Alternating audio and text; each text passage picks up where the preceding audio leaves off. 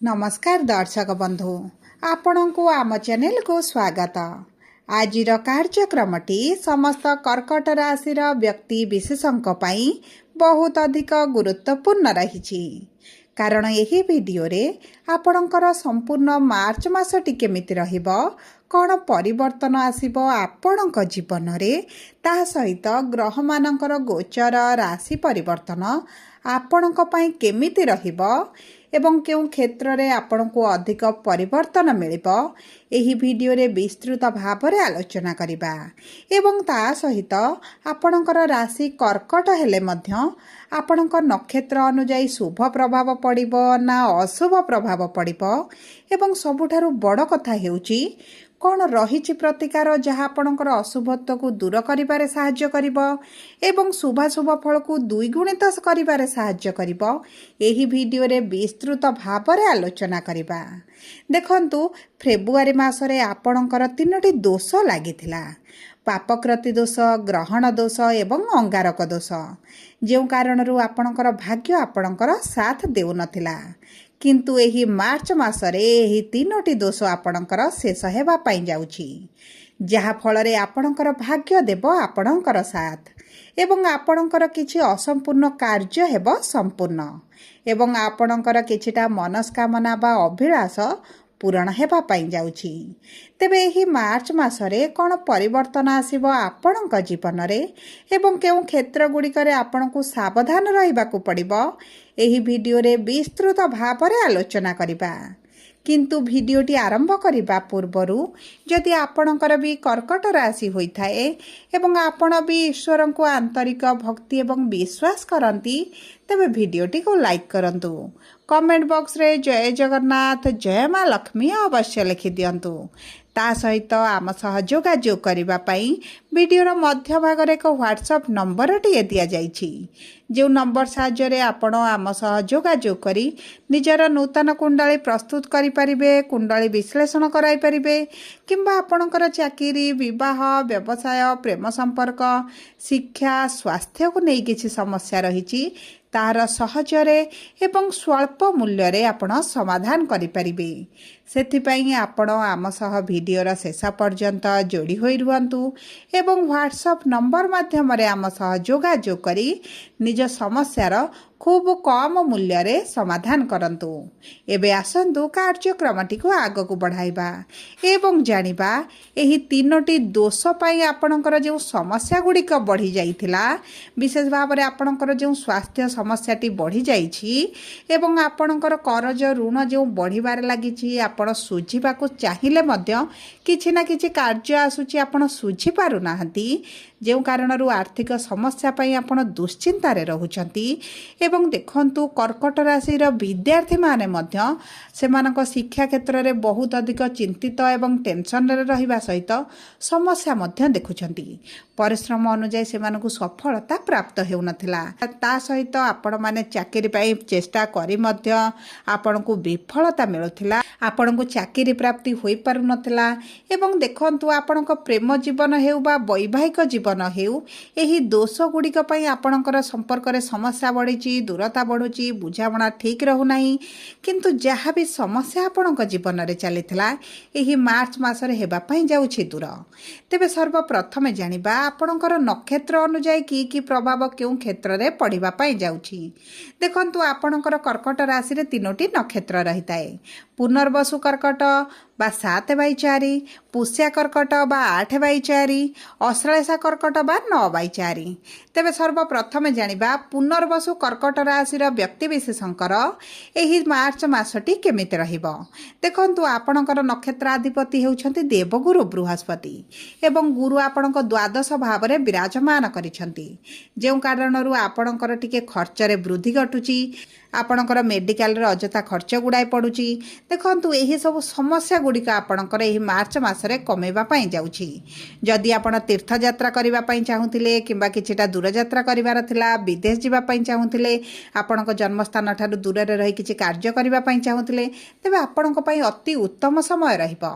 एही वर्ष एही मार्च मासरे जदि आपणकर शिक्षा पई हेउ किंबा आपणकर चाकरी पई व्यवसाय पई आपण विदेश जिबा को चाहुचंती कोनोसी ना कोनोसी कारण बसत आपणक ପ୍ରତିବନ୍ଧକ କାରଣରୁ ଆପଣ ଯାଇପାରୁନଥିଲେ ସେହି ସବୁ ସମସ୍ୟା ଗୁଡ଼ିକ ଆପଣଙ୍କର ଦୂର ହୋଇଯିବ।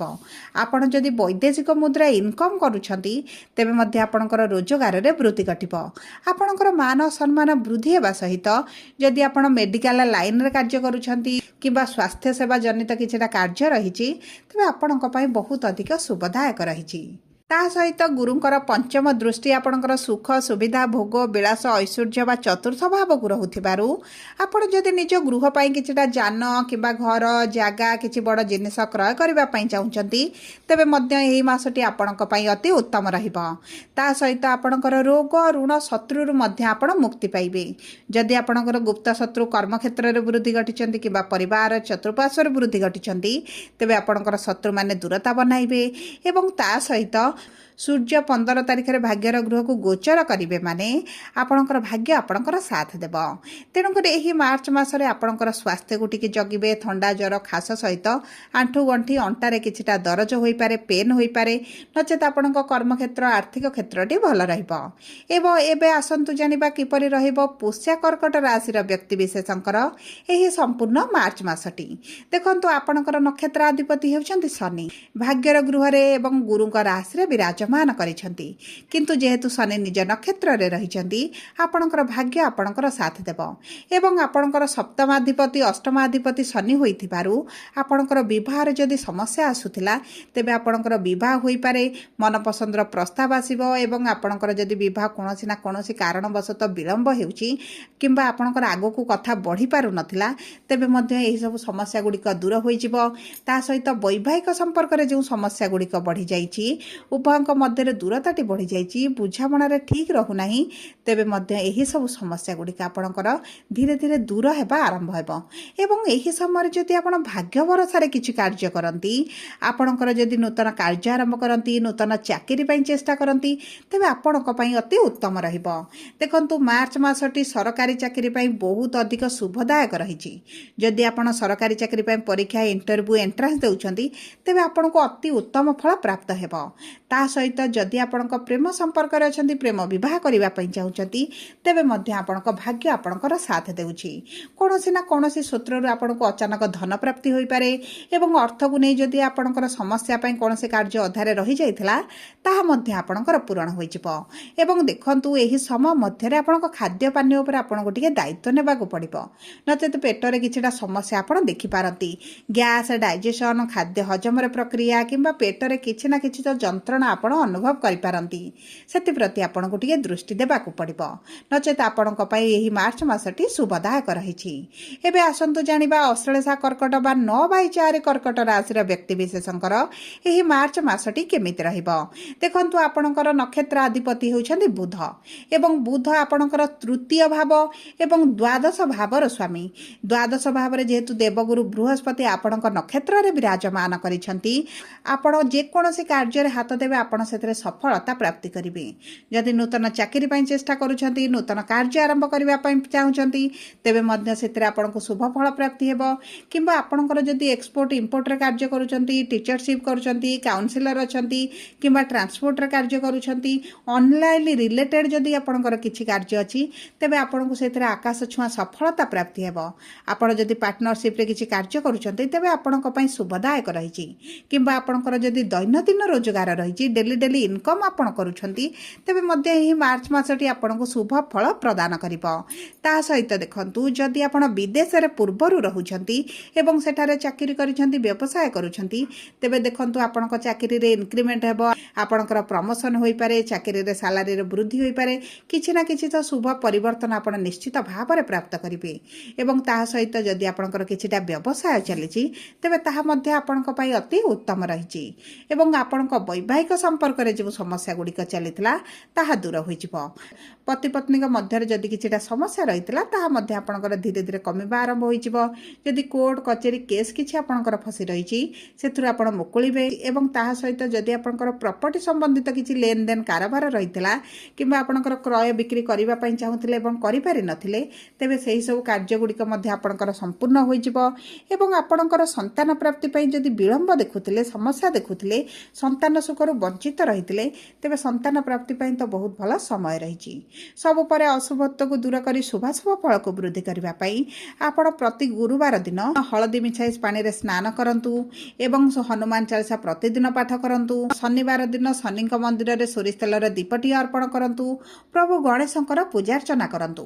ଓମ୍ ନମଃ ଶିବାୟ ମନ୍ତ୍ର ପ୍ରତିଦିନ 27 ଥର ପାଠ କରନ୍ତୁ ଏବଂ ଚେଷ୍ଟା କରନ୍ତୁ ଚନ୍ଦ୍ରମାଙ୍କର ବୀଜ ମନ୍ତ୍ର ସନ୍ଧ୍ୟା ସମୟରେ ପାଠ କରିବା ପାଇଁ। ଆପଣଙ୍କ ପାଇଁ ଅତି ଶୁଭଦାୟକ ରହିବ। ଯଦି ଆପଣଙ୍କର କର୍କଟ ରାଶି ହୋଇଥାଏ ଭିଡ଼ିଓଟି କିଭଳି ଲାଗିଲା କମେଣ୍ଟ ବକ୍ସରେ ଲେଖି ଜଣାନ୍ତୁ। ଯଦି ଆପଣଙ୍କ ପ୍ରିୟଜନଙ୍କର କର୍କଟ ରାଶି ହୋଇଥାଏ ତେବେ ଭିଡ଼ିଓଟି ତାଙ୍କ ସହିତ ସେୟାର କରନ୍ତୁ। ଯଦି ପ୍ରଥମ ଥର ଆମ ଚ୍ୟାନେଲକୁ ଆସିଛନ୍ତି ଚ୍ୟାନେଲଟିକୁ ସବସ୍କ୍ରାଇବ୍ କରନ୍ତୁ। ପାଖରେ ଥିବା ବେଲ୍ ଆଇକନକୁ ପ୍ରେସ୍ କରନ୍ତୁ। ଧନ୍ୟବାଦ।